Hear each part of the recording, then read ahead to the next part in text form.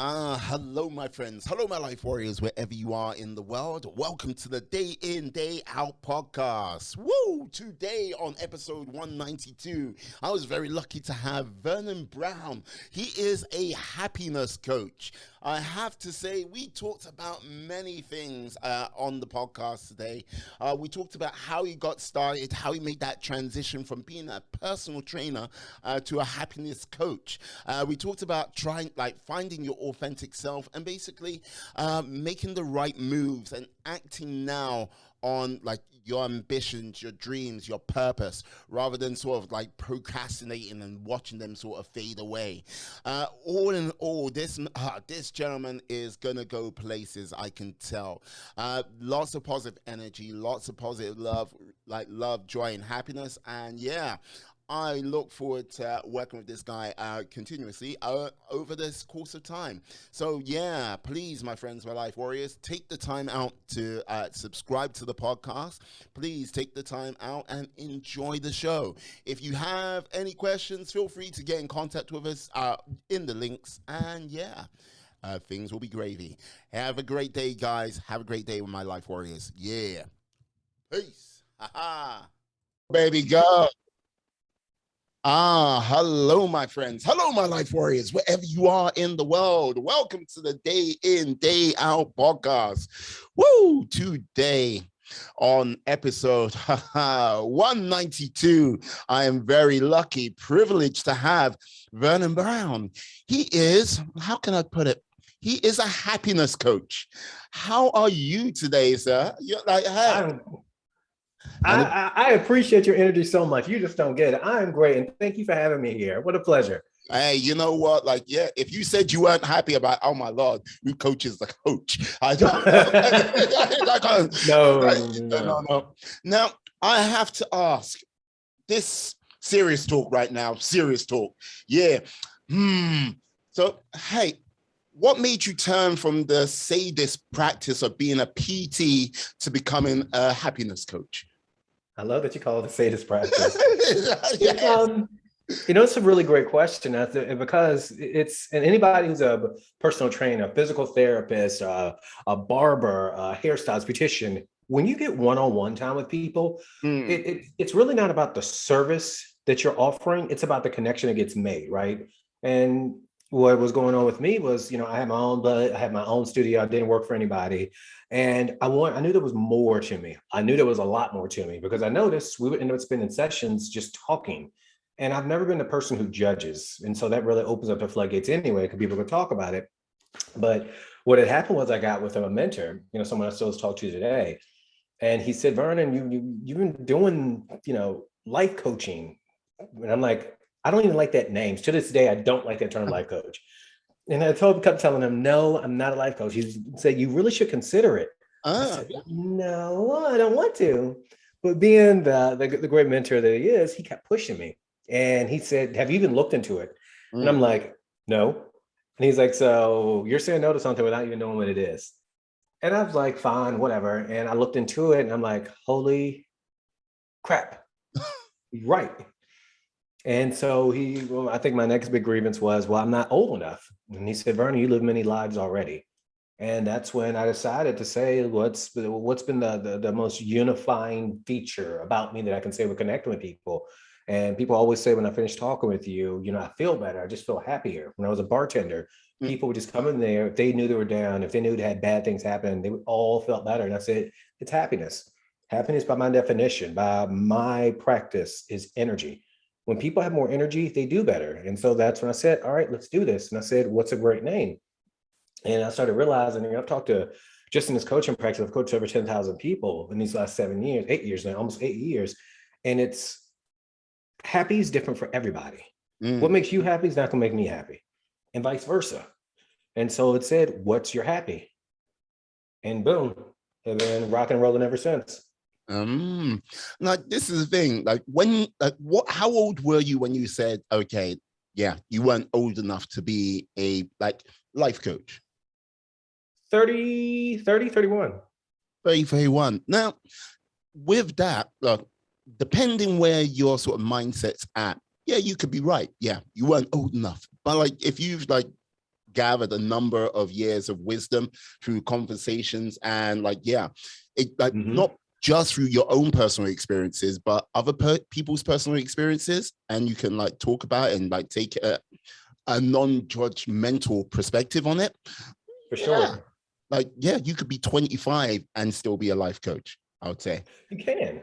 I think the thing there is, I think was a big awakening for me is age isn't a measure of experience, wisdom, and execution. It's just an age. Like you could be 25 and have the experience of somebody who's 85. Somebody who's 65 doesn't mean that they have any wisdom. That just means they're 65 and could have enough wisdom as an 8-year-old. Not knocking anybody, but I'm just kind of throwing out there, like age doesn't measure anything about how long you've lived. Yeah, and like this is the thing, when you say with execution, like the amount of people which go through the whole of their lives and not executed effectively on anything, it is quite astounding when you think about it. Execution gets more people stuck than anything that I've seen. I can't do it. I don't know how to do it. I don't know enough to do it. And all these things lead to you not acting. Or if you do act, you're not acting big enough to attract that level of success or desire or just whatever it is that you want. Because you can go into action, but if you're not executing big enough, nobody's gonna pay attention. If you're trying to get the girl, you're saying, oh man, I want to look good, but you're not executing. So you put cologne on, but you're not gonna wear clean clothes. You know what I mean? So you're not acting big enough. Wear clean clothes, put cologne on, but make sure you look nice, carry yourself well. You got to go big. That's what gets attraction. That's what gets big success, big actions. And it's something as simple as even an example. Dude, you got to play the role. Don't play it halfway, play it all the way. But it stops so many people. Yeah, I would say with like playing the role. Look, here's the thing with yourself, like when you were a personal trainer. Now, you had a mentor, like basically someone who was basically like going, hey, you need to do the X, Y, and Z, or have you thought about doing Y, Z, A, and B, C? It can lead you into other places. I think with that, having that sort of a bit like giving you that ability to sort of like basically look at yourself, reflect on what you're doing on a sort of day-to-day basis was very effective. A lot of people don't have, or they don't invest in that side of things to like, you know what I mean, help them move to that next level or help them execute, you know? Yeah, and that's been a big value of mine ever since I was younger. I was always taught I had an old soul. And it's because I've always spent more time with people who are older than I'd rather hang out with a person who has a scar than a person who's bleeding. The scar is healed, and they took the lessons from that. We live life in reverse. First, you get the test, then you get the lesson. I'm talking to the people who understand the lesson that they got from that scar, and they can translate it in a way that makes sense to me. So even with all my successes, and I'm not saying this in a boastful way, but I mean my progressions when I say successes, when I started going to a gym when I was 18, I didn't just, what do? I found somebody at the gym and said, hey, can I work out with you guys? And he was a bigger guys. So they already had what I was looking for in terms of the look.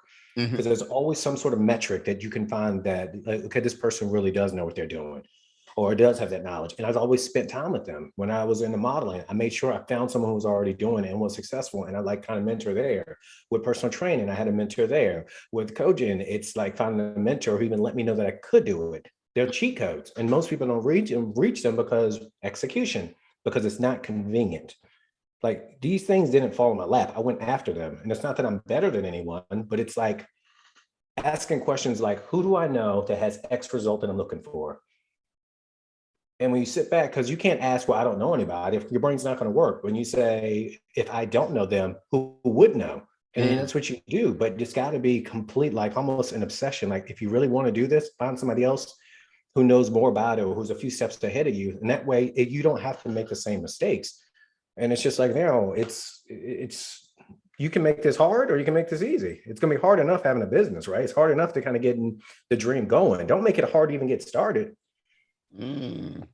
Yeah. You know what? Like, yeah. One of the things like, I think myself personally, I wouldn't say I look at it like this, but talking to you, it just seems like you played the game of piggyback. Can I like piggyback off of your sort of wisdom, your experience, and like, yeah, so it can help me move forward. And you've done that sort of consistently which is giving you like consistently good results. Would you say that's true? I would say I learned how to cook, but my mom teaching me her recipes and then me making those recipes my own by putting in my variation. So absolutely, it's about getting a foundation and not copying, Yeah. but understanding. Like if they're saying onion powder, garlic, salt, pepper, and you're like, okay, that's what you're doing. What I'm going to do is I'm going to put some ancho chili powder in there because I like a little flair. And then the next thing I'm going to do is I'm going to put, just a little bit of paprika in there. So, and then you have that base, but you make it your own. And that's what I do with everything. Because you could figure out how to make a cordon bleu. Sure, figure it out, look it up and do this. No, go get a recipe, look at the recipe that works, and then make it your own. It makes more sense. Mm. Indeed, indeed. Like, so with these recipes you've like assembled over life, producing like a Happy Meal cookbook, say. Yeah. Now, what would you say?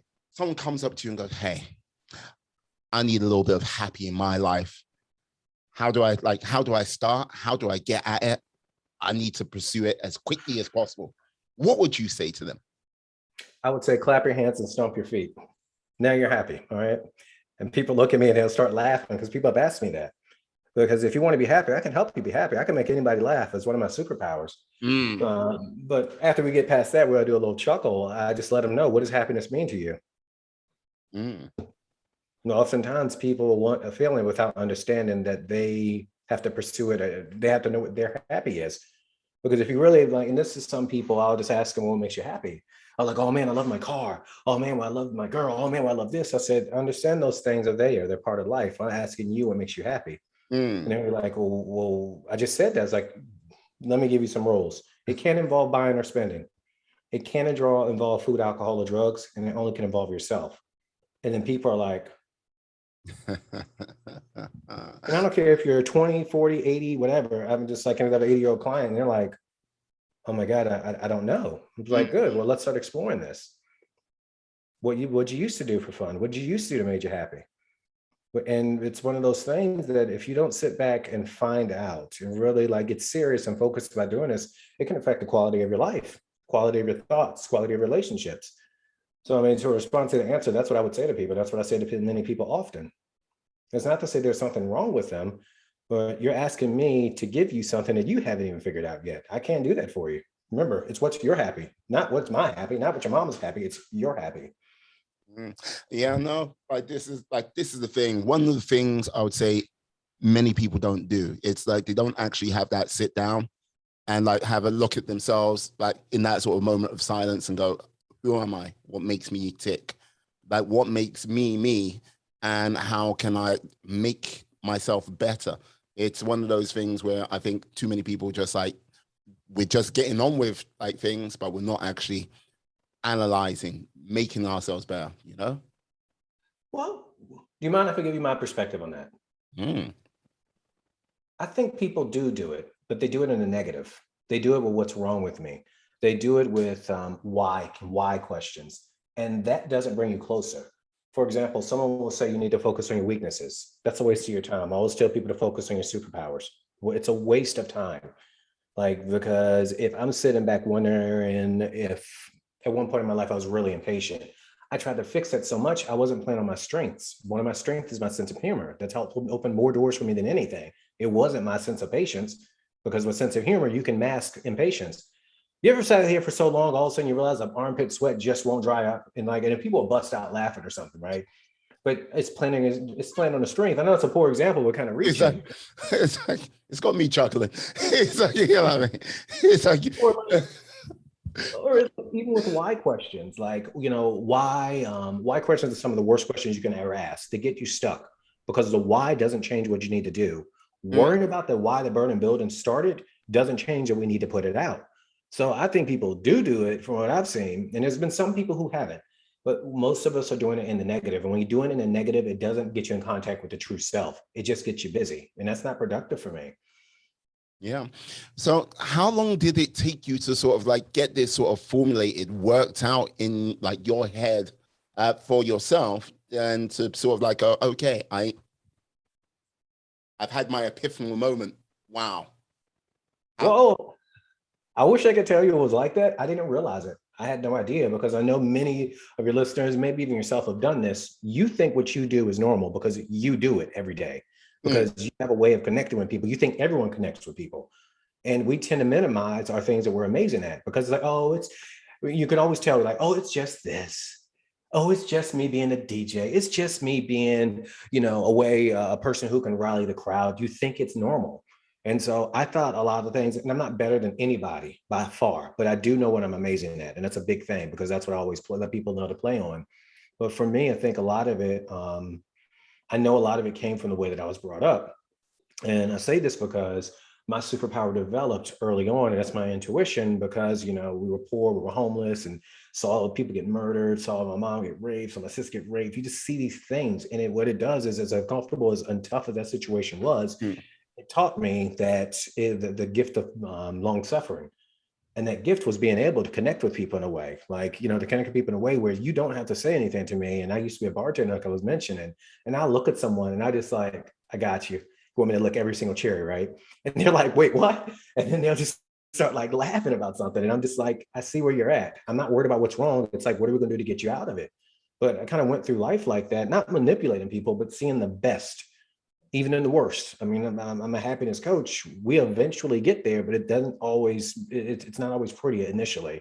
A divorce, loss of job, loss of, family, loved ones. I mean, just conditions that, they know they're terminal. Like it's not easy stuff. I want to make sure I say that. mm. But it's when I sat back and I really put things together, and I mean, even in the beginning, I'm like, what is a happiness coach? I'm like, I don't know, but I'm gonna figure it out. But after you meet with enough people throughout my life, because I've always been like a seeker of people, and you start seeing like there's certain patterns that people have, Mm, always certain patterns. And I just recognize like this pattern is basically a formula for a formula. If you do this and you do this, X will always happen. And it's just, I just kind of sat back after, that mentor pushed me to, consider doing this. And I'm like, wow, I've got it. mm. Yeah, like this is the thing. Like, because here's the thing. When you say happiness coach, like in my head, when I hear happiness, like comedy, and like when you see comedy in the theater, like the other side of it is tragedy. And like you see the smiley face and you see the sad face. Yeah, yeah. Those two often go hand in hand, and trying to like get someone to that place of happiness, bring them through that sort of valley of like sometimes despair, misery, like sometimes hopelessness, it takes a toll, like on, well, on everyone. How do you like sort of like help fortify your happiness and help build up someone else's happiness? That's a really great question. And I say that because I don't bring my stuff into that relationship. Mm, No, it's a boundary that I have. I hear these things, I feel for the situation, but I don't let those become me because I can't help you then. yeah. I can't coach you through that because now I'm coming from my perspective, and I could be coming from a place of hurt when I did need a person who can be a guide or a person who can see the opportunities. So for me, it was just the practice of recognizing that if a person, let's just say in some sort of emotional pain, Yep. we got to make sure that I don't speak at people, I speak with people. We're together. I don't think I'm better than anybody. I don't think I'm above you. We talk with, like all of my clients will say, he's like a friend, but I know he's my coach. Mm, But I come from a place of empowerment. And it's not that you're going to get it out of the phone, what you do all the time. I say that modestly. It's not that all of a sudden everything's going to be sunshine and rainbows, but you walk out of there with a plan. Having a plan makes people happy. When you don't know what to do, that's when one of the reasons why people start to struggle. I don't know what to do. Well, I don't know what to do. What does that mean? You stand still. You don't execute. Going back to that. mm, But it's it's an interesting thing. And when you recognize, especially after you do it over and over again early on, you start noticing if I'm sad or if I'm upset or if I'm bothered, and not that I don't feel it, I just don't take it on. mm, It's kind of like a thought. It just seems, it's like, picture like a piece of paper floating there. I see it, but I don't let that be me. And another big thing, it's kind of even hard to say number two, but it's an understanding of what emotions are. mm, Emotions are nothing but energy. And once put together that understanding in a place, it changes things. Because let's just say I do feel something overly well. It's like I take that same energy and create a thought, which creates a question, which lets me see deeper into a person, to what they're not seeing. So I just use that to help me think deeper without getting emotional, if that makes any sense. No, like I understand. Like it makes sense to me. It's a case of, yeah, you are involved, but you can't be totally involved. You have to have that sort of realm of distance. If you don't have that, it's a case of you can't be objective and you cannot be that sort of guiding light to help that individual through their sort of moment of crisis. Because if you join them in that foxhole of despair, um, who's there to lead either one of you out? It's Right. you know what I mean? That's the way I see it. Yeah, and it's also, I'm glad you brought this up. Emotions are a part of life. Mm. And it's one of those things where this organism needs to do what it needs to do. Just because you're crying doesn't mean life is bad. Tears are nothing but energy. That's why when some people cry, they get sleepy. When they cry, man, I feel so much better. This thing needs to work its way through things. And when I explain a lot of that to people and I give them different examples from different clients in my life, it frees people up to let this thing do what it needs to do. I'm a happiness coach. I can't tell you, being a happiness coach with a 6-year-old will test your patience. I am not always in the happiest mood with my 6-year-old. Love them to death, right? Just could see just there. That's just like everyone looking away. It's like, it's like, it's like, it's like kids looking at you like, test me, you'll see. But like a lot of times people are like, oh, you're the happy guy. You're the happy guy. Yes, but you're not. People are not going to walk around with smiles on their face all the time. Mm, That's medication. That's not happiness. Because this thing needs to do what it needs to do. I have moments where I feel sad, but I yeah. also have strategies built in place, or when I'm upset, whatever the emotion is, that brings me back to my center. I Mm. just don't stay there long, but it's showing people that they can do the same exact thing. Before we got here, I kind of pre-interview the sheet. You asked me my favorite movies, and the first movie I listed was Moana. That's my happy movie. The movie makes me feel so happy. I don't care what's going on, but I always let people know emotions are a part of your journey. This is part of life, and that's okay. We just want to make sure if you're going to have a low, let's have a high low. You Mm. know what I mean? Like, okay, let's take a few steps up from despair, and let's make this more angst. Yeah. Moana. Yes. I can just see you now. I've got this picture of my mind. It's like, okay, I'm just trying to work out now which song is the one for you. Okay, I gotta hear what you think. I gotta hear this one. Which song? Which song? You Ooh. one guess. One guess. Ah. It's, mm, mm. I'm gonna go. You're welcome. Number two. That was number two song. I like Um. both versions. I like the Rock's version and the other person's version. The uh, the my favorite one is at the end, towards the end of the movie, where she wanted to give up on herself and her grandmother came back and she went to the bottom of the ocean and yeah. she comes back and says, I am Moana. I'm like, you go, girl. There you go. Say that. Yeah, that's like, Step into who you are. it's like, yeah, yes. Like, that's Come right. on. It's like, oh, I love it. But that's what people. It's a big thing about finding the true self. It's a moment like that when you realize like the problems are still there, the Mm, circumstances are still there, but you know what? I'm going to blast this out the water and I'm going to do it. But when people get in touch with the true self, all of a sudden they find ways. And that's what some of the work that I do is getting people to slow down so they can have that Moana moment. yeah. Like, you know what? With regards to, and I think with the last sort of year and a half, 18 months, or you can go rolling at this present time. I think when everything shut down on the globe and it gave time for people to stop, reflect, and think, there were some people which are actually like, I need to do something different. I need to move on. I need to like find that sort of sense of purpose, true purpose for themselves. Mhm. And I think the ripples and effects for that are going to be long lasting. It's going to be an interesting rest of the decade, I believe. Like, did For you sure. did you find more people like try to seek you out? because they're like looking for a new direction? I think, and I agree with what you said, by the way, about the next decade. It's going to take about 5 to 10 years for this to really show, Mm, but it's going to, but I completely agree. Um, what I notice, because most people, oftentimes, I should say, if you go up to a person and say, "Are you happy?"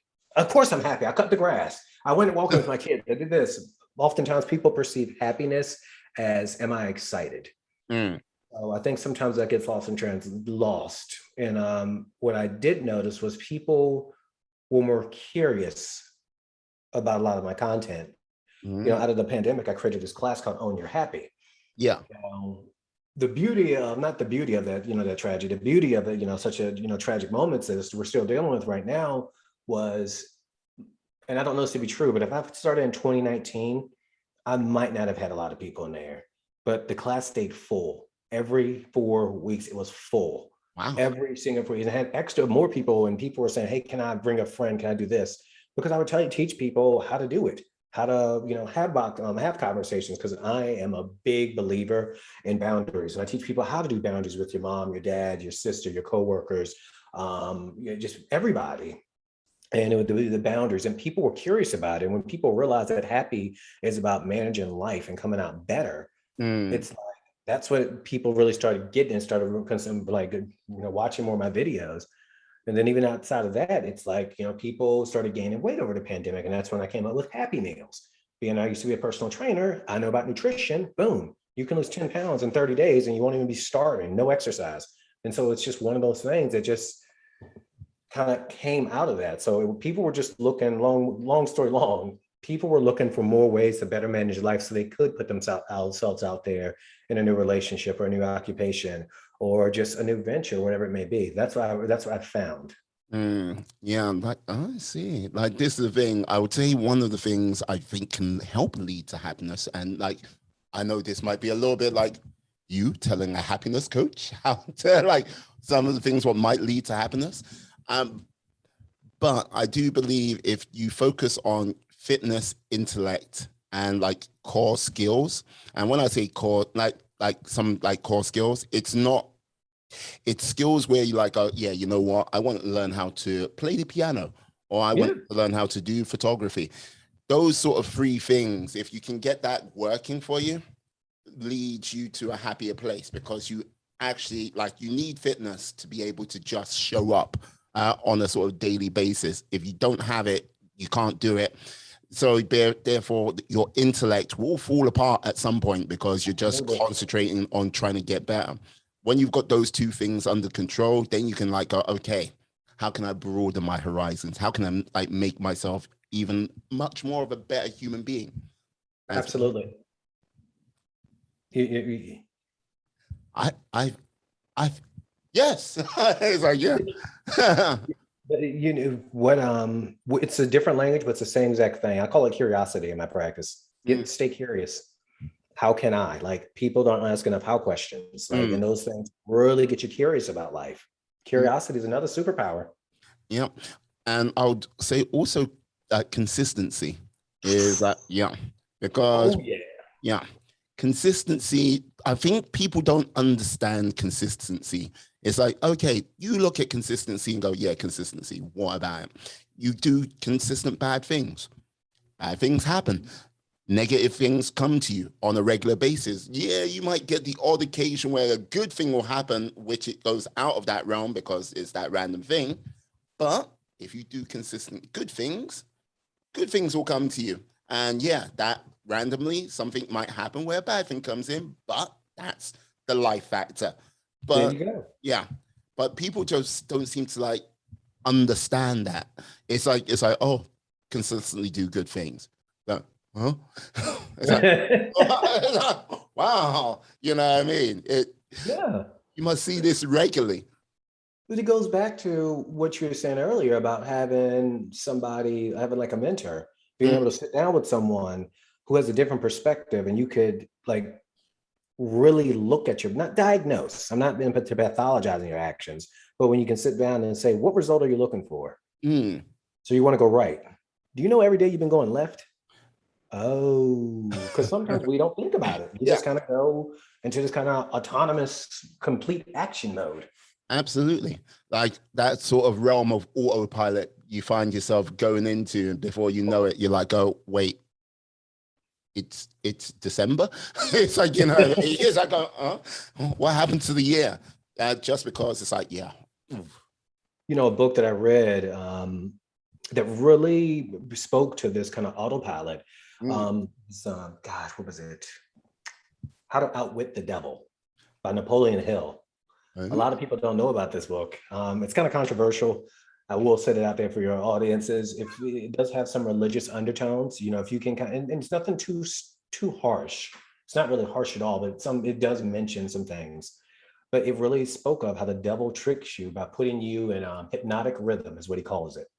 And that concept really stuck with me. And it's just talked about how you do things without question, and it puts Mm. you into a rhythm where 20 years of your life will go by and you're like, oh my gosh, what have I done?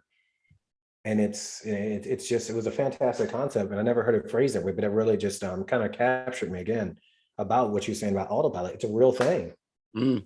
No, like this is the thing. When I found myself at the beginning of this year, like we were in lockdown number 2 in the UK, and like it was just like, okay, it was harder, lockdown number 2, like some people would say number 3, because it was winter months, dark, cold, wet, couldn't really do anything, you couldn't really go Wow. for a walk or anything like this.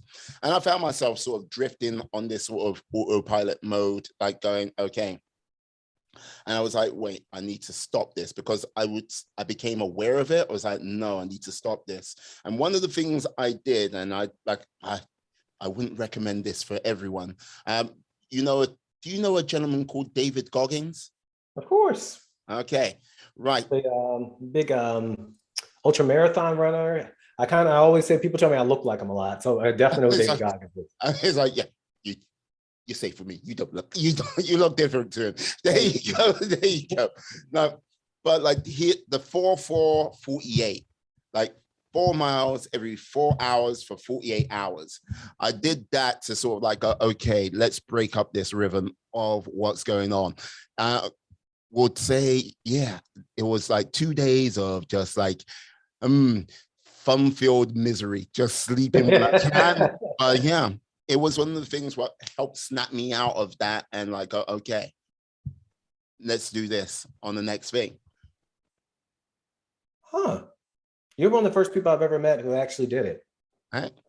No, did it. I mean, it's like, yeah, that like basically what I'd always recommend if anyone does it, sleep, like get a couple of hours sleep every time between each run. Doesn't matter if you feel fresh as a daisy or whatnot, it will help you. It's like, don't, you will suffer. Also, yeah. But sometimes it takes things like that to kind of jolt our system awake. Mm. Where and you did it. Like, smart people tend to seek ways to do that. And some of us need a way that we can get it, externally. But everybody needs the God smack is what some people might call it. Everyone needs an awakening. It's like in The Lion King. I have a child. I love movies. I used to want to be an animator, so I'm always about this. But in The Okay. Lion King, he got hit on the head, and it woke him up. In those moments, it doesn't need necessarily be painful, but it needs to be enough to get your attention. Once Mm. it's got your attention, you're good. Mm. If you act on it. Yes. And I think the power of acting is like when someone goes, act now. Act now. Like, not 10 minutes, not 20 minutes. Like, yeah, do what, like, stop what you're doing, act now, and like get after it and see what happens, I say, Yep. The power of now. I mean, it's a book title, I believe, but it incurs more grace, luck, belief, whatever it may be. The universe likes that. It loves that when you act immediately. You get rewarded for that. And I've just seen that many times in my life. And I know you've seen this, where all of a sudden you act and you can have all the data in your mind. Maybe it's from the past, maybe you heard someone say something, but you still did it, but you did it like, forget it, I'm still doing this. All of a sudden, you don't see any of those conditions. And if you do, they don't happen to you. But you get blessed by the universe, by God, by Yahweh, whatever you believe, whatever your creator is. That it's been universally shown. I've coached many people across many different, religions and beliefs. The power of now is very real. You got to do it. Yeah, because like this is the thing, you've like been up in your, like from what I've seen and what you've said, you've been upping your sort of activity across the board on many different levels. Like this is like I've looked and I've seen your YouTube channel where you're like, yes, where you got, what's it called again? Yeah, the Happy Meal Diet. Yeah, and look, all I've got to say is yes. Ladies out there or like whoever, yes, he's quite topless and like, yes. Like, yeah. A treat for the eyes if anyone's out there listening. Visit his like wet YouTube channel, just like, hey. But yeah, you've like gone, okay, yeah, I've been doing this, and now I need to do this. I'm now doing this, and now I need to do this. And like slowly but surely building it up. Yep. Is it a case of you're just doing that by yourself, or are you now sort of like, okay, I can only do so much. Now I'm sort of building a team around it to help me like execute my sort of ambitions or like ambitions/dreams? Yeah, it's a team. We make sure that we support each other, because the big thing for us is making sure all of us stay encouraged. All of us are utilizing our assets to benefit, because there's some things that I do not like doing. And that's the stuff that they're really good at. There's some things that they don't like doing. But it says but even the thing that they don't like doing that I don't mind, I despise it. But you know what? I do not like being on camera. I cannot stand being on camera. Cannot stand it. It's like you seem to be doing an okay job here, and you seem to be doing an okay job on your like YouTube channel. It's like, yeah. I'm not afraid to be uncomfortable. I'm not afraid of recognizing that I have a presence, and this sounds incredibly cocky, arrogant, but that's not what I'm getting at. It's just when you can relate to people's problems in a way that's very humorous, comedic, or light, it helps people feel better. So if I got to be a little uncomfortable and it can make a person feel less alone, I'm going to do it, and it's not about me. It's honestly about people getting to a better place. Like, it's not about me, oh my gosh, I feel so uncomfortable. If you always are so worried about you all the time in life, you will be unfulfilled, because there's so many gifts and talents that you have that if you don't put them out there into the world in spite of that, guess what happens? A lot of people are going to miss on that message that could have got them, you creating this podcast, that could have got them out of a rut, that could have got them starting a new business, that could have saved their relationships, that could have made them feel better, which we got a good promotion, that could stop a person from making a terrible ultimate decision, wherever that may be. But you got to kind of get out of yourself and get into the fact that we're all here together. And that sounds very philosophical, very Pollyanna-ish, but it's the real deal. Like, I just hear about, I believe it was Barbara Streisand. She would vomit every time before the performance. And it might not be her, but I think it's her. And many others do this. But, she recognized that it made people feel better. She recognized that, it helped people. But that's the thing. Like, I can get past that if I know, like, when they'll say to me, they were like, I had a lady reach out to me and she lost 50 pounds in 3 months. And she said, that video that you put out about you can do it, let me tell you, the best feeling in the world. I'm like, I was able to help someone. And after a while, you get past the uncomfort and realize, like, who am I going to help today? Who's going to feel better about themselves today? Who's going to feel that they can have this conversation that they typically tiptoe around? I teach people how to, be strategically involved with people. When you get past that and you start seeing it like that, all of a sudden it's like, all right, let's go have some fun today. You know what? Like, this is the thing. I'm like, you say you like my energy. I love your energy too, sir. Look, the whole thing is, it's not being cocky. I think it's a case of it's being truthful. And like, the whole thing is, sometimes the truth is bold. Sometimes the truth is harsh. And sometimes the truth is not what you want to hear. It's just a case of like, yeah, it's the truth. Face it, and then you never know where that truth will take you. It will take you to a better place than the lies you tell yourself and the deceptions you sow, you know? Absolutely. I tell people, and I want to ask you this question too. When you know what your superpowers are, you have to be bold, and life rewards you by being bold. The power of acting now, that's a bold move Mm, without all the data, without knowing that you have too much data. That's a bold move. But for you to be able to say, this is what I'm amazing at, I can make anybody laugh. It's been tested. I used to go in oncology units and making them laugh. I was like, I've just done that so many times. And it's not again about me, but it's like I'm helping people be happier. I know that I have a strong presence. I know that this, like, I'm an amazing cook. I'm not a chef, but I'm an amazing cook. mm, But for you to be able to say those things, it gives people permission to say it. I don't need to be humble. You're taught to be humble, and humble is cool, but I'm not here to be cool in life. I'm here to be great and amazing. And when someone might say something like, "Oh, were you?" Somebody called me arrogant when I was a bartender before. And for me, all that is they want something from me. Whenever mm, someone calls your name, they want something from you. What they were saying was, "I wish you would talk to me more." mm, That's what they would have said. What's that they could have said, but instead it comes out as arrogant. And like it's important to know what your superpowers are, and you got to be bold to say it and be bold enough to say it. Sure, people are gonna feel uncomfortable. I always try to give a somewhat of a preamble just to let people know and give them an impetus why I'm saying what I'm saying, mm. depending on the crowd. But I'm in front of 4 or 5 thousand people and I'm talking. I was just like, hey, what are your 5 superpowers? And people are like, I don't have any. I'm like, yes, you do. Everyone's got an enormous amount of them. You have your superpowers. I got to ask you, what are your 5 superpowers? Like, no matter what, that you can execute on this every single time. Hmm. Hmm. What are my 5 superpowers? Okay. Now, power of conversation. Amen. Um, Power to see the complex argument on all sides. I agree with that. Um, Wit, thankfully. It's like, um, You're doing great. yeah. Can I give you one? Go for it.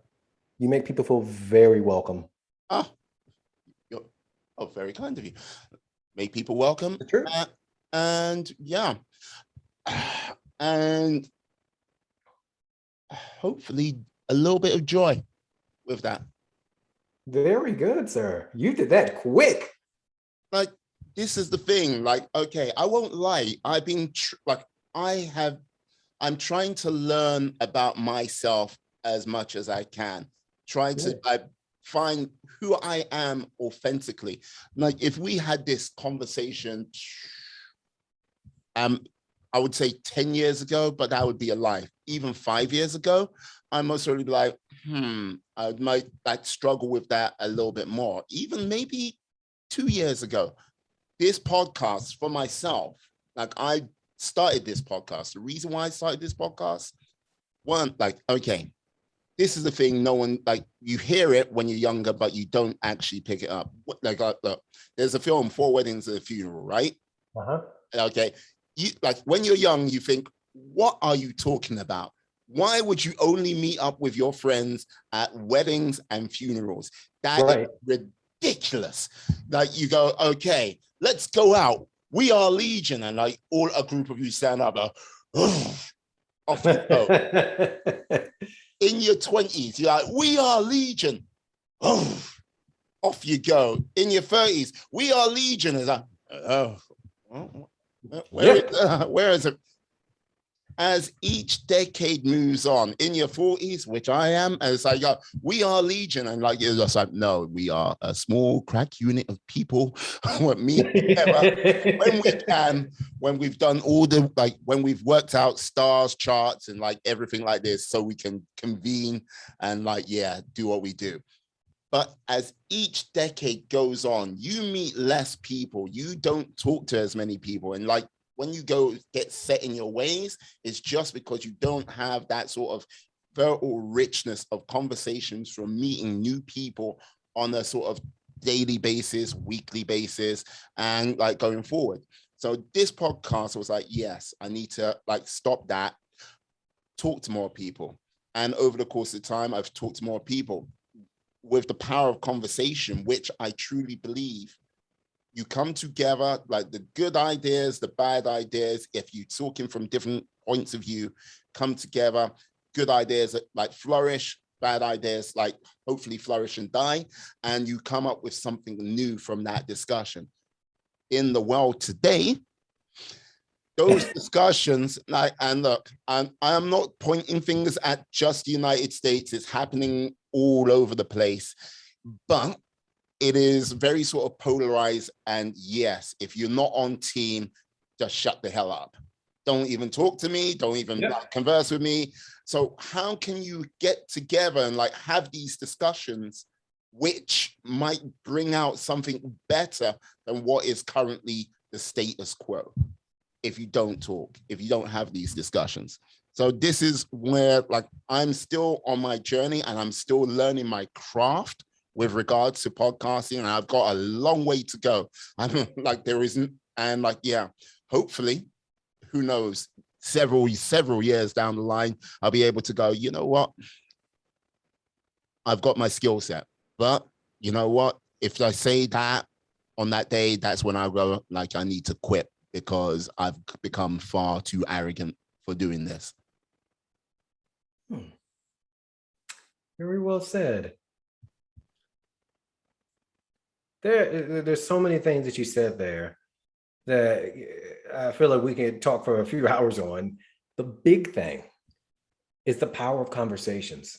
Hey, conversations are everything. Nothing happens outside of a conversation. Nothing. Yeah. And it's become an art to have that interpersonal communication. Yeah. People are starting to forget the power of conversation. And conversations are everything. They're the spice of life. You know, what do you have? You get married, you're having a conversation. I do.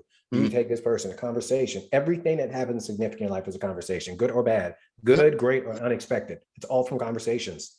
And like the whole thing is, look, like when you think, oh, we're talking. No, like it's like you can have 1,000,001 BS conversations throughout the day and you forget them and everything like this. When you have one quality conversation, that sticks with you. It stays with you. It's ingrained. It goes deep. And like you're like, okay, I remember that one conversation this one time with this person. But most of the time, people just having those fluffy BS conversations and like, yeah. Even when before we even started recording, I don't do fluffy conversations. I'm demanding of a real conversation. I'm not saying we need to talk about what's wrong, but let me see what's going on in your world. I don't want to hear, how was your day? Okay, we're not doing this. I do it all the time in public. People come up and like, oh, hey, how are you? Terrible. They're like, huh? What's wrong? I'm like, nothing. I just wanted to talk to you. How are you? And the next thing you know, we started talking about how we both wanted to go to the same college, how we both love art, how we do this, that. Like, think about how many people don't have quality conversations in their day. Just like you said, that one conversation, but it would let a person know they felt been seen, they've been heard, they've been understood, they got a new perspective. All of those things every day. That's what what we're doing right now, what you created. You did this. I did.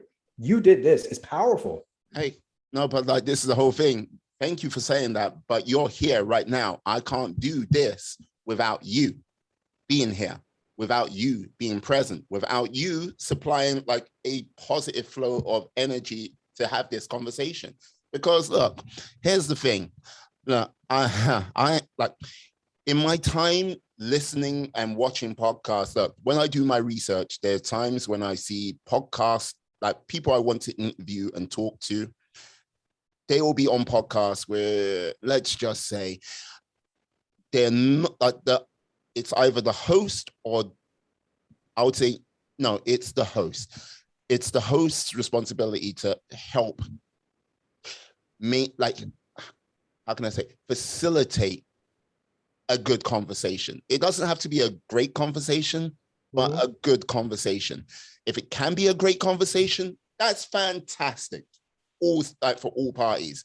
But when I've seen like hosts like, yeah, wear dark sunglasses, like think they're like on late night radio or whatnot, just like, yeah, blah, blah, blah. And she's just like going, God damn.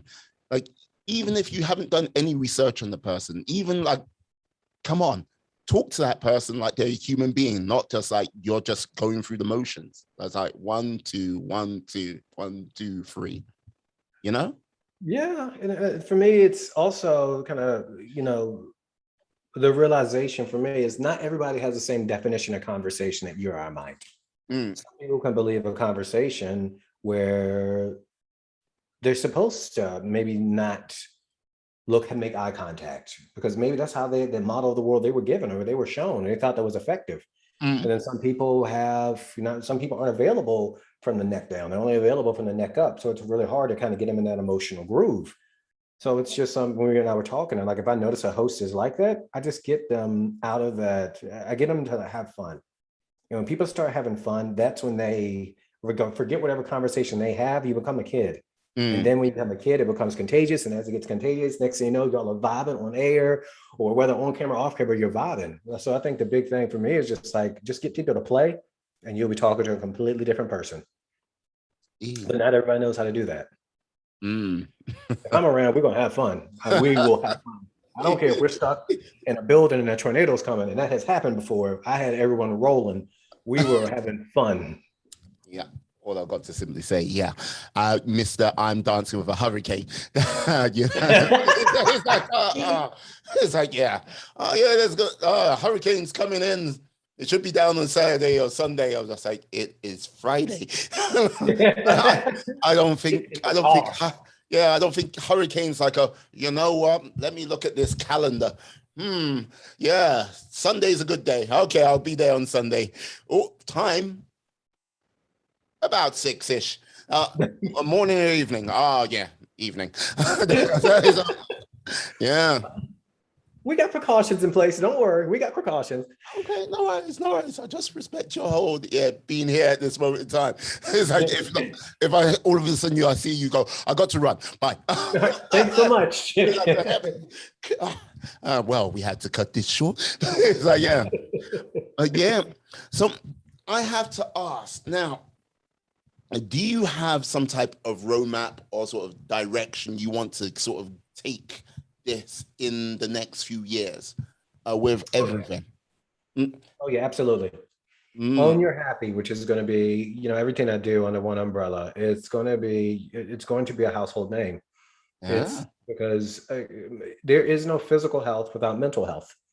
There is no mental health with you, not making sure you put in the proper nutrition in your body. They go hand in hand. That's like you mentioned that earlier. But it's about getting more advocacy out there about you're happy, about making sure you're eating happy meals, about making sure that you're doing the things to keep this thing running well. But it's, I've got some plans and that this will be a household name. Like making that household name. And like, is this like, are you doing this through the strategy of just podcasts or are you just like, yeah, media, getting on the local news, like just basically like full on like attack, say? All the above. Absolutely. And that's exactly the word. I loved your choice of words. This is going to be an assault. And it's not assault with bullets. It's going to be assault with flowers, rainbows, and a smile. And letting people know that it's okay. Right now, people are starving for connection, starving for it. And I tell you the amount of people that I'm with, and I'll ask them, how are you? And I can see it clear as day. Like, I'm fine. I'm like, can I ask you a difficult question? And they'll say, yes. And I said, how are you? Burst into tears. Or you'll just see their entire body language drop down. People are starving for connection right now.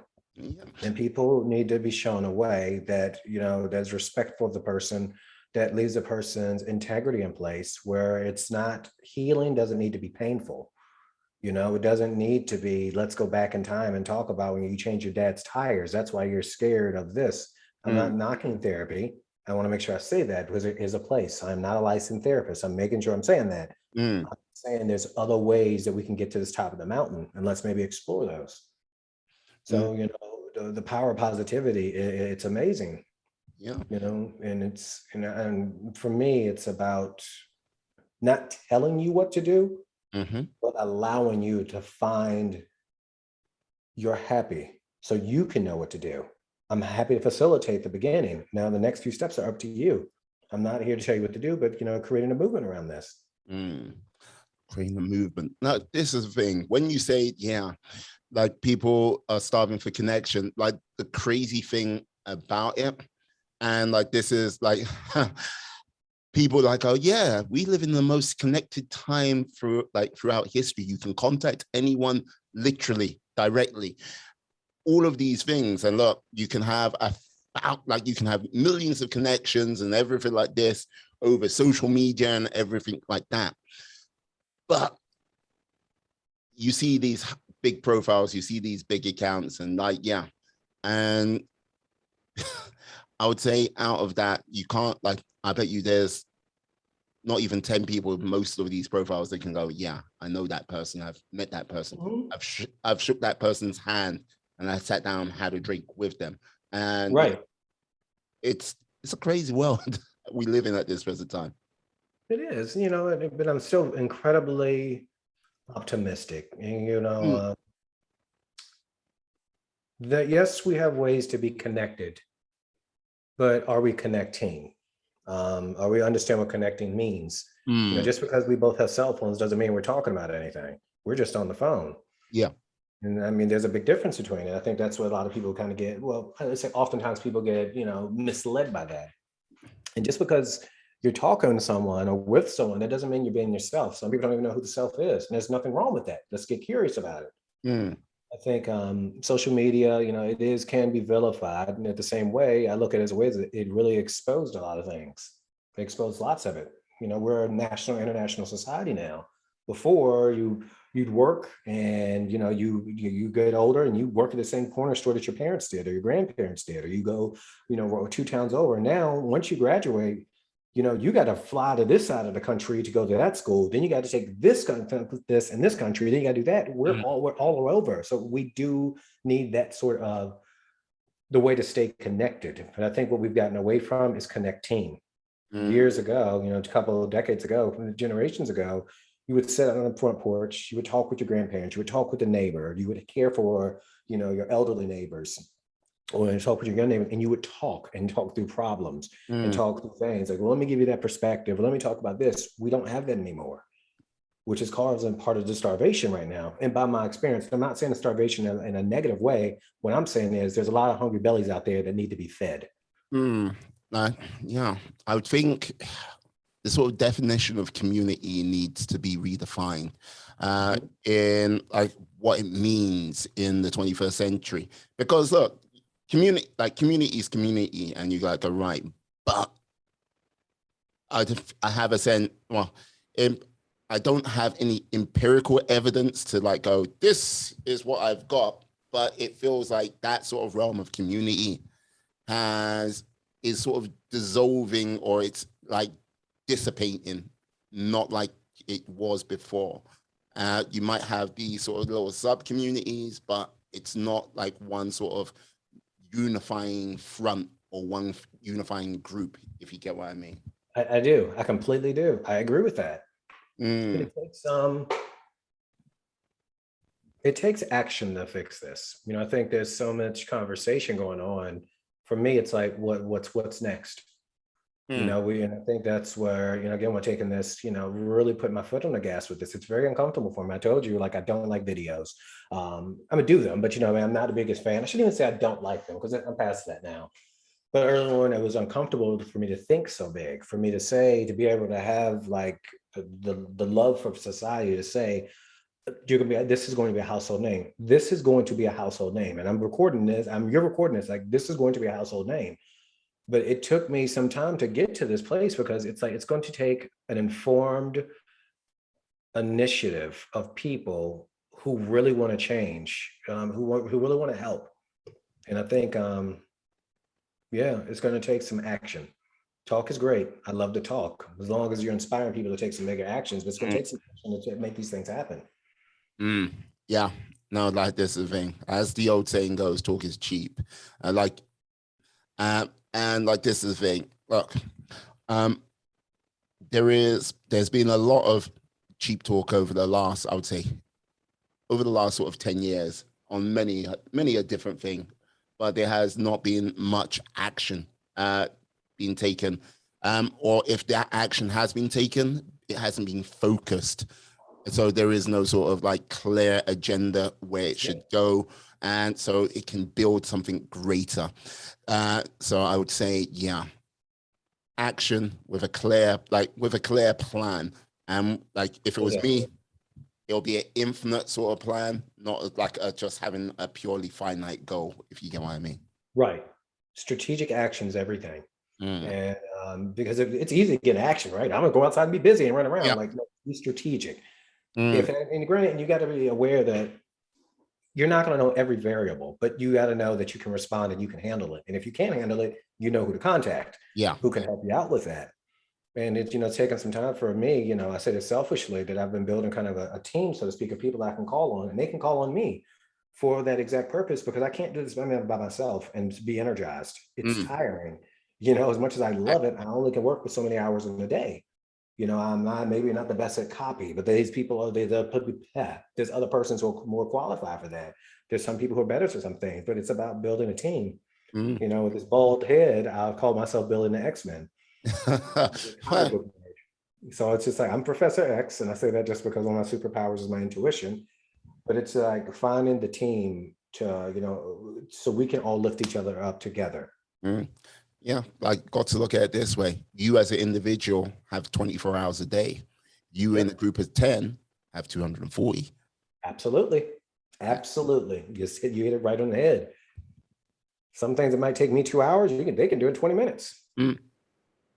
So it's like, why am I going to hustle over and backwards? Let's hustle forward and let's go about our business. Brilliant. Now, interesting. No, I like that. It's just like, yeah, I look at this world, even though like, yeah, polarized as it might be, I still look at this world with hope. And like, yeah, it will, like, as dark as this world has got, and it sure has got darker like throughout history, still the human race endures, like over all this course of time, like with like, yeah, where people were doing horrific things to each other, but there's good, I believe, within the human race. And I believe that, yeah, great things can happen for us going down there in the future, I agree. And that's, something that keeps my soul charged up, because there's no shortage of bad things happening here. And this thing is attracted to the negative. Negativity stick to you like Velcro. That's why, people get this doom and gloom thing. It takes power, it takes energy, and it takes effort for you to find the positive. If you're looking for it, you will find it. And it's there. And it's just that this thing is wired to figure out what is going to do harm to me. I need to protect myself. It's wired. We need that. It takes effort for you to realize, oh man, a hurricane's coming. I cannot wait to see how green that grass is going to be. Most people look like you're crazy when you're positive. Like, why are you so happy? And I'm like, why aren't you? So, I know there's a lot of positivity out there because I see it. And yeah, I see it. I talk to so many people, and I'm blessed and very thankful for that. But there are some amazing people out there. And honestly, they need people like yourself out there being leaders to give them permission to do it. Yeah, like, you know what? Like, one of the things what I always like, it always baffles me about the human mind. When, okay, if you had 100 like 99 comments, like of the positive, and then there was one comment which was negative, that one comment just sticks to you. As you say, it sticks to you. Now, but if you reverse that, it still doesn't work. You're like going like, going, wait a second, why? So it's like, right. It's one of the things what always will baffle me. I will try to work it out one day, but it's just like, no, just running around, Yeah, it's why I'm such a big avid fan of knowing your superpowers. Because at the end of the day, there's going to be no shortage of people telling you what's wrong with you or what you need to do better. When you know that I'm this and I'm this and I'm this and I'm this and I'm this, and can say that with authority, you don't worry as much about the negative. Like, because let's just say when you start worrying so much about the negative, and I get it, what will happen is you will see a roadblock versus a runway. You will see, this is something, a real world thing. I wanted this particular speaking job because I'm a speaker as well. And I was excited about the speaking gig. And they felt a way. And I know why they felt that way, because I could hear it and like, oh, and I saw them go to my website and I could hear them like, yeah, we're just not interested. And I'm like, okay, didn't bother me one bit. The person who was negative would say they didn't pick me because of racial issues. And there was some back and forth where that actually kind of came to light because I had some internal conversation with someone. They're very just curt with me and told me the negative roadblock way would have said, give up. I don't want you. The superpowers, the positive way says, they think I'm stupid. That means they haven't even thought about the next couple steps. So what did I do? I took those next couple of steps, used my sense of humor to open doors. You should have saw their face when they saw me walk through the door. But it's just one of those things where like, I just focus on the positive, because there's gonna be no shortage of an ism walking down the street. There's gonna be no shortage of someone saying what you are walking down the street. There's no shortage of that. Yeah. But like you just said, it will stick to you if you let it. But one thing that sticks with me is my inner voice is always with me. And I talk to myself. I'm at the gym. I'm going to the gym after this, and I will say, you got this, baby. You got this. Come on. Because the conversation up here, sometimes you need to speak it out loud for it to like, oh, I'm so tired. It burns. Oh my gosh, I want to quit. You say it inside your head, and you're like, no, baby, you got this. Ooh, fire burns. Next thing you know, you find a way. Just like 300 pounds, go. It's like, see, I don't even say 300 pounds. I say you got 150 on each side, baby. Because if you say 300 pounds, that brain will say, man, this should be heavy. This should be heavy. Going up. Nah. Ain't going down, baby. This is negative. Negative. Help. Help me. Someone help me. Yeah, don't be no fool now. Don't think I can do anything. Don't run through a brick wall because Vernon Brown. Well, it's like someone that's looking at you, well, happiness coach, why don't you use your superpower? Not now. This is not the time for these type of jokes. I was like, I am, baby. I am. Look at, I'm entertaining you. I'm entertaining you. Take your eyes off of me. And I recommend that you don't, because I need your help. That's how you come. Come pick this up off me quick. Help me.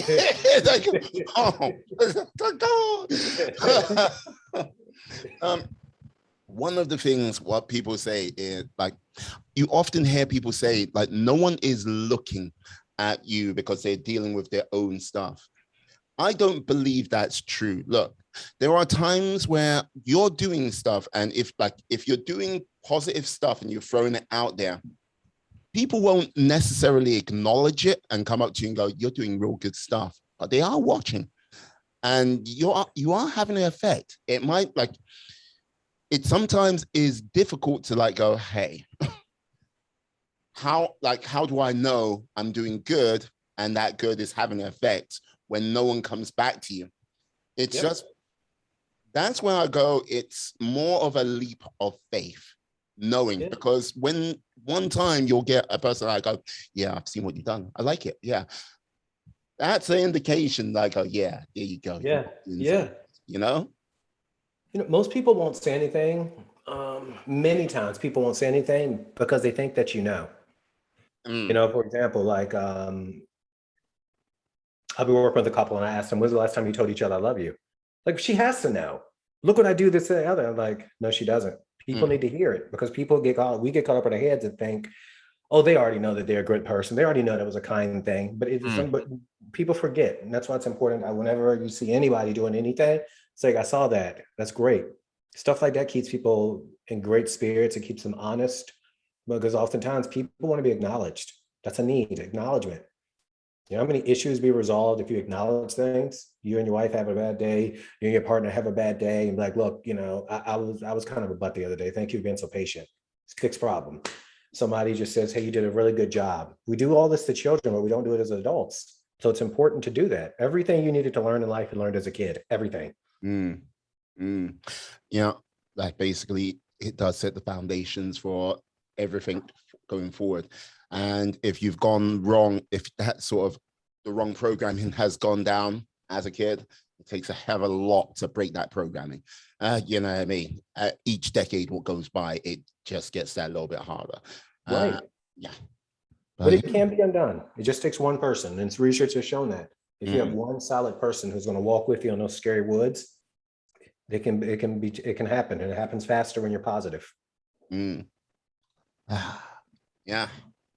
Happiness coach. Yeah, man. Yeah, I can't wrap my head around that sometimes even now too. I'm like, I got a really interesting life. Like, you know what I mean? I literally would say that to myself. Just like, what am I doing? Oh yeah, that's right. All these people who made fun of me and said this will never work. That's right. Yeah, that's funny. I just My God, like happiness coach. I don't know. Like, do you think there'll be like anything beyond just the happiness coach? Oh, absolutely. This is just the beginning. I'll be doing this for many, many years, I know, but there's more to me. There's still more in the tank, and I'm going to use every ounce of whatever this universe gave me, whatever God gave me in this lifetime. I'm gonna die empty. Like how can I put it? Les Brown, one of his like famous things, like Yep. you must know it. Surrounded by all the spirit, surrounded by the spirits of all your talents. Yeah. Saying we came to you. And only you could have brought us to life. But now we're going to the grave with you. Very powerful. Angry eyes. Yeah. I love that speech. Les Brown's the man. But it's truly about dying empty. And I remember I mentioned I spent so much time with a lot of older people when I was younger, and my relatives.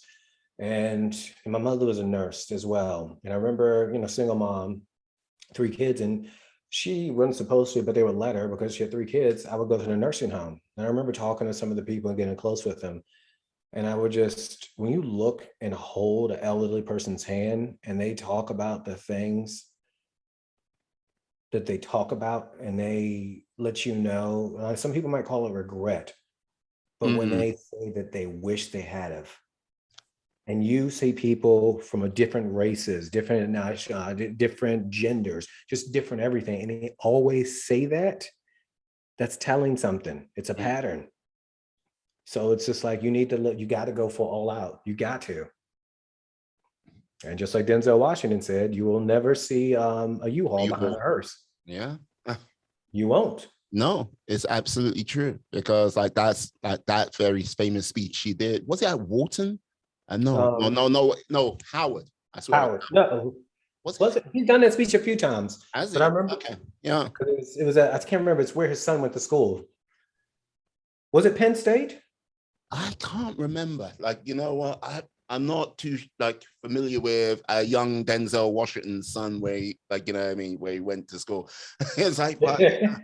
I just remember that because he mentioned that he likes to check and see how his money's doing. That's why he said he was walking around campus. But it's such a concept. I mean, I think a lot of us hold back on doing stuff because we think there's always time. Yeah, no, but like that's the whole thing, because in some respects, I think we have a disconnect with regards to time itself. Like you think about the day to day, and that's what you think about the day to day. You don't actually think about the sort of mortality of it all.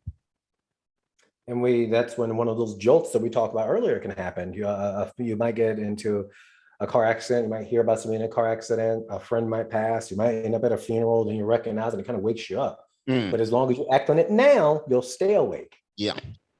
Because a lot of times, you can have a lot of positive, ambitions, but throw it out into the ether, but you're not acting on it. It will never be a tangible.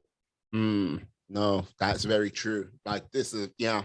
And generally, when you first hear about someone passing, when it happens first time in your life, you're like, oh God, I must do this, I must do that. And 2 weeks, 3 weeks later, you're back on it, back on your normal routine. And that's when it comes in. Why it's an important thing to have a very strong circle of friends, of people that you connect with, that keep you accountable, to make sure you're doing the things you said you were going to do, and who want to see you win just as much as you want to see them win. That's why we'll always have a board of advisors, if you will, of people who we advise one another. Yes. to make sure we're successful and continue to be. Absolutely. Absolutely. Now, as you're a man who likes this film, I've got one last question for you. Let's see. Ooh, we got a tone change. Let's see what you got. Now, who knows? Who knows? Now, this might be a deep dive into your true psyche. We shall see. Now, think of a film. It can be your favorite film or a film which has grabbed you in the moment recently. Do you have it? Of course. Which film is it? Beaches. Bette Midler. Beaches, Bette Midler. Okay, now, this is going to be fun. Now, replace the cast of Beaches with the Muppets, except one human, but you've got to have one human cast member of the original. Okay. Yeah. Who would be the stars of Beaches now? Fozzie Bear. Okay. Got to have Gonzo and Miss Piggy. This will be an interesting version of Beaches. Who would Miss Piggy, Gonzo, and Fozzie Bear be playing? Miss Piggy would be Bette Midler's best friend. Gonzo would be, Fozzie Bear would be Bette Midler's love interest. And Gonzo would be the boy. Okay. Okay, right. It's trippy. And the human member of the cast, who would that be? I'll still keep Bette Midler. Bette Midler. Regardless of how people feel, some people love her, some people hate her. I like the movie. Okay. You came up with that quick. You're like, I have pondered this before. It's like, no, Beaches and the Muppets. Yeah, this is what I would do. It's like, I can do this all day long. You would not believe the amount because I coach on everything involving happiness, whether it's, sex, whether it's drugs, whether it's alcohol, whether it's communicating. I coach about everything. So I'm used to being asked the most questions you were like, where did that come from? So it doesn't even bother me. That's why I even said when I knew it would be fine when we got on. And I can answer any question. And I always answer honestly. Okay, I like it. I'm gonna have to get you back on at some point. See if I can do the old kung fu. Let's go. I'm all about the mental gymnastics. Let's do it. Okay. Excellent. Can you tell the lovely people out there how they can get hold of you? Yeah. You got two different websites. It's going to be happymealdiet.com, and happy is spelled HAPPI, meal diet. And there's also whatsyourhappy.com. And again, happy is spelled HAPPI. Yeah, when you said Happy Meal, and I was like, wait, it's spelled with an I. Spelled with an I. That's like soon as wait a second, no. Spell with an I. Leave me be. Do not sue me. Don't have me. Hey, no, Ronald, stay away from me. No, we're not dealing with that. Those golden arches are their own golden arches. Yep. Or they're coming to America. Yeah, the golden arches. McDonald's, or was it Whack Ronald or whatever? Yeah, that's a good reference too. There you go. Vernon, thank you very much for your time today. You have been outstanding. A joy, a pleasure, sir. Well, thank you. It's mutual. Trust me, you've got a lot of energy, a lot of great questions, and it was just a great conversation. Hope everyone enjoyed it. Yes, I'm sure they have. Please, guys, your details for Vernon will be in the link. In the show notes, in the description. The tongue tightness it's spreading. It's contagious. It happens. Sorry, you're human. What can I say? So I'm more than human. I am godlike. There we go. There you go. But yes, please, guys, do follow him.